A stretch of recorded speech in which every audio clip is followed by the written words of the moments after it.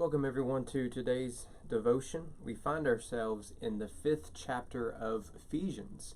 So tomorrow we'll be looking at the last chapter. It's really just gone by quite fast. With that said, chapter 5 continues Paul's practical section of his book. So as we've seen, the first 3 chapters are very theological, and it lays out sort of the theological argument he's trying to make.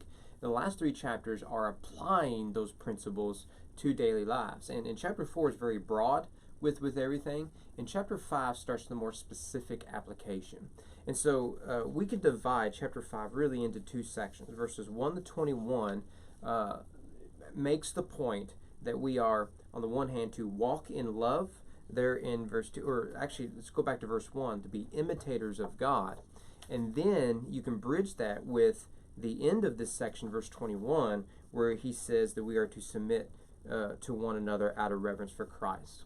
In order to understand why we should look at the beginning and the end, I want us to actually to go back to the Old Testament.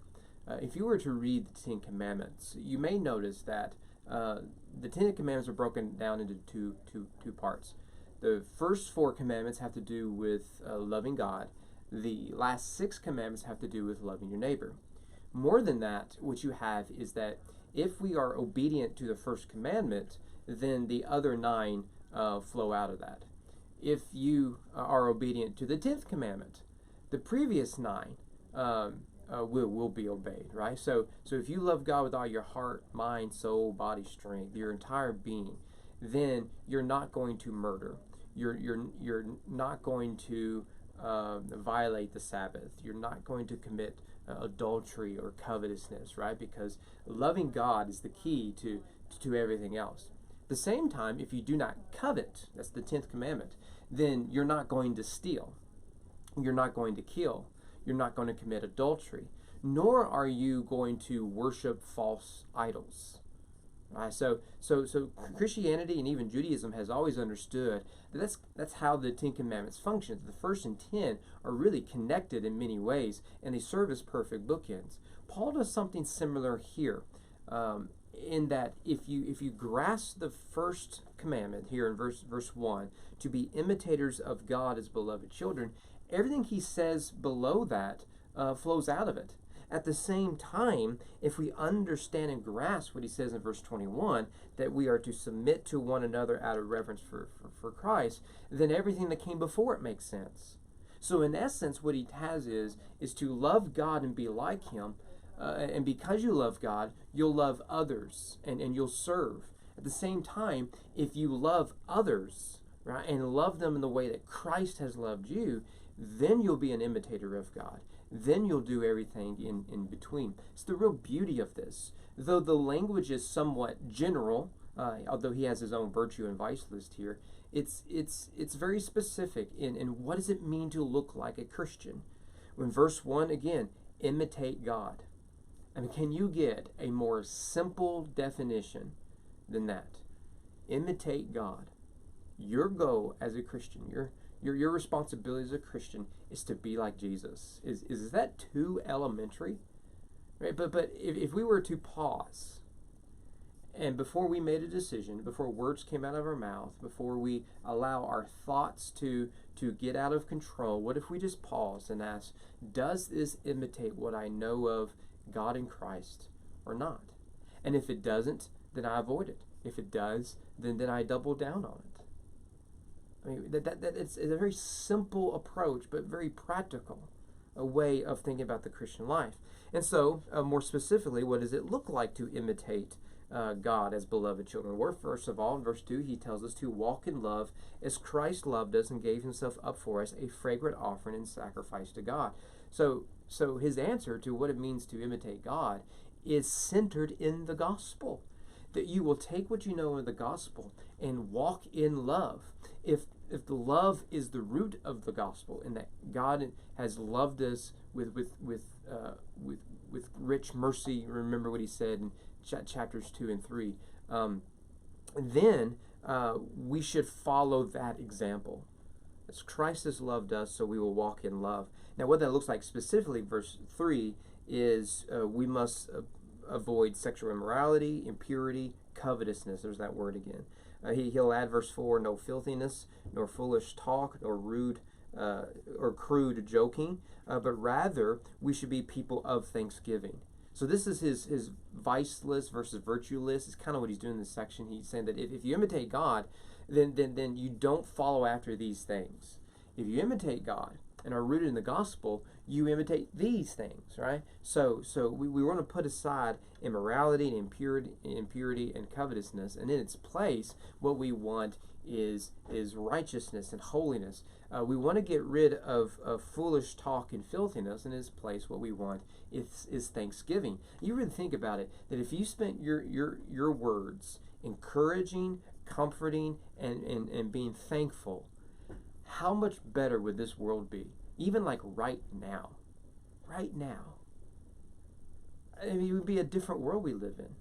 But instead, because we're driven by tribalism, we live in a constant state of war.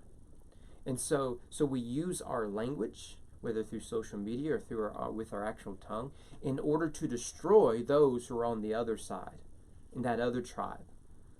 I mean, what a different world it would be if we imitated God and walked in love rather than walking after our own desires. Paul repeats that command in verse 8, where he simply says, walk as children of light. For the fruit of light is found in all that is good and right and true. It's a good summary of things, right? That which is not good, right, and true is darkness. That which is light, and we want to walk in the light. I've been listening to a lot of DC talk here lately. Then we want to do what is good, right, and true. What philosophers and theologians for centuries, millennia really, have referred to as the transcendentals, the good, the beautiful, and the true. And notice how he concludes this section, verse 15. Look carefully then how you walk, not as unwise, but as wise. You see that walking is a major theme like this. We walk in imitation of God. We walk in service to others. And in the middle of that, we see that is what it means to walk in love and to walk in light.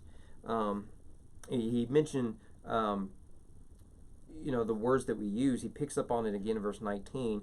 Address one another in psalms and hymns and spiritual songs, singing and making melody to the Lord with your heart, giving thanks always for everything to God the Father in the name of our Lord Jesus Christ. If you're saved, we should act like it. And our words should reflect it, our thoughts should reflect it, and our deeds should reflect it. It's really that simple. We don't need to make it more complicated than that. And out of that, verse 22, submit to one another out of reverence to Christ. Now, it's important that we highlight that, because if we miss what he says here, we're going to miss what he says in the very next verse, because often we think as modern Americans and not as Christians in a long tradition of Christian thought. Right? So notice here, submission isn't defined or limited by gender. Rather, the commandment is that those who imitate God will submit to others. When we refuse to submit to others, we inevitably expect them to submit to us. My wants, my needs. You exist for my pleasure. You exist for my wants. You exist for my demands. That sort of world, which what dominates is the dominant narrative now, will collide when everyone wants what they want. What we have inevitably is war. We have that now. We have it now. Much of politics is one side saying, I demand this from you, the other side saying, I demand this from you. And one saying, I won't give you that, I won't give you that. I want what I want. I'll define happiness as I want to define it. And if you rob me of my happiness, right, because now you owe me something, then you are evil, bigot, whatever term is the kids want to use these days. But rather, the spirit of Christ is that we put our wants and demands on hold for the good of others. And whenever we live a life like that, then any good we receive from others is a gift, not an entitlement. If you want to live a life of misery, live a life of entitlement. If you want to live a life of thanksgiving and joy, live a life of service, selfless service. Because when you are consumed with what other people owe you, you're going to be miserable, because no one is ever going to give you enough. But when you live a life consumed, you've already been given enough in Christ and are now free to give out of that. You will enjoy the blessings of God, and you'll enjoy the real joy of God. Now take that simple principle, be imitators of God, submit to one another as Christ has, and apply that to your marriage. That's all he's doing, starting in verse 22. So you can't understand the what he says about the home, first the wives and the husbands and the children, and then household codes, without understanding those first 21 verses. We are called to be imitators of God. So what he offers in starting in verse 22 is not legalism, but rather grace. That when grace consumes the home, this is what it naturally looks like.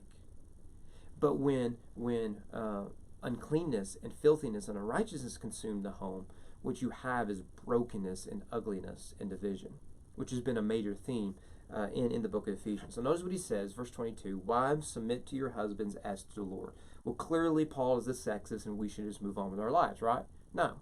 Has Paul said anything here in verse 22 that he hasn't already said? No. In fact, chances are, particularly if you're reading a New American Standard Bible, my personal favorite, but I do everything out of ESV now, but you may find in your translation that the word submit or be subject, I believe is the NASB, is actually in italics. And the reason it's in italics is because Paul does not have a verb in verse 22. So if you want to be very strictly literal, which won't work in English, but it's good Greek, he says, wives, to your own husbands as to the Lord. There's no verb. The reason there's no verb is because he provided the verb in verse 21. Be subject to one another. Submit to one another in the Lord. Wives, to your husbands. That's all he's doing. But what we do, because often we want to read the Bible with a modern lens, rather than to let the text speak for itself. And so we judge the Bible by what we already believe, rather than let the Bible judge us. Right? And this is nothing more than modern arrogance, or really I should say postmodern arrogance. What Paul is saying here is, wives, do what it is that you should already be doing, frankly. Be an imitator of God and submit to others. Practically, that means, wives, submit to your husbands as to the Lord. Yes, Paul understands headship. Yes, Paul understands a unified diversity with distinct roles and all that. Everything he said in the theological section, applying it to the church locally and broadly, is now applied within the home. Yes, there is a leadership structure, but submission in Paul's understanding was never understood to be a license for abuse. But what we've done in a feminist culture is we say that unless you fit this standard and you meet my expectations, then this won't work out. So what we have in the home right now, and not just in the home but in relationships, is we say that person, the one, exists for me. They make me feel satisfied. They fill that hole in my heart. They are everything that I need, and they make me happy. And the problem with that is that is an emotional attachment that isn't rooted in anything concrete, and eventually you'll wake up, look over, and you won't be in love anymore. Why? Because the foundation of your relationship is this person exists for me, rather than the more gospel-centered one is that God has called me to be there for them. It's a radical difference. By the way, this is why cohabitation doesn't work. Cohabitation begins with the notion, I don't want to get a divorce, or I don't want to do anything that is risky, so I'm going to test the waters and see if they make me happy. And that's the problem. No one exists on this world for your joy. God is the key to your joy. The gospel produces joy, not someone else. Not your spouse, not your children, not your parents, not your workplace, not your career, nothing. God alone is what gives you the joy. Out of that joy, we are free to give. So wives, submit to your husbands as to the Lord. And notice then what he says, verse 25. Husbands, love your wives as Christ loved the church and gave himself up for her, that he may sanctify her, having cleansed her by the washing of the water and the word. Now, Paul's going to go on and say that the home is to be a picture of the gospel. That people should understand what real love looks like by looking in the home. People should understand the beauty of the gospel by looking in the home. And Paul looks at the husband and says, you must lead in showing the world from your home what love in the gospel really is. So lead well, love well, live well. So love your wives as Christ loved the church. That word love is an imperative in that it is a command with an ongoing application. Not just love defined by, well, I let you have the remote the other night and I didn't forget our anniversary. But rather, today is the day to love your wife. This moment is the moment to love your wife. Every day, every moment, love. And how does he define love here? Not by infatuation or emotional connection, but by the gospel. As Christ gave his life for you, you give your life to her. This is a leadership that demands submission. I surrender all that I want and demand for the good and the sake of my bride, whether rich or poor, whether sickness and in health, till death do us part. Husbands, love your wives as Christ loved the church. It's interesting there, isn't it, that love for the husband is present. Love for Christ is past, not because Christ ceased to love the church, but that Christ demonstrated his love for his bride at the cross. Look to the cross. Let the cross be the center of your home. And when the cross is the center of your home, you as an individual and you as a couple will imitate God and submit to one another. And out of that comes the joy and the blessings of God. And your children will forever thank you. This is why our society is tearing itself apart. The home has been decimated for decades. And the sexual revolution thinks that ideas have consequences in most cases, but not in this case. And so the sexual revolution has said we can destroy the home and there won't be consequences, and yet look at the world we live in now. We're eating each other apart.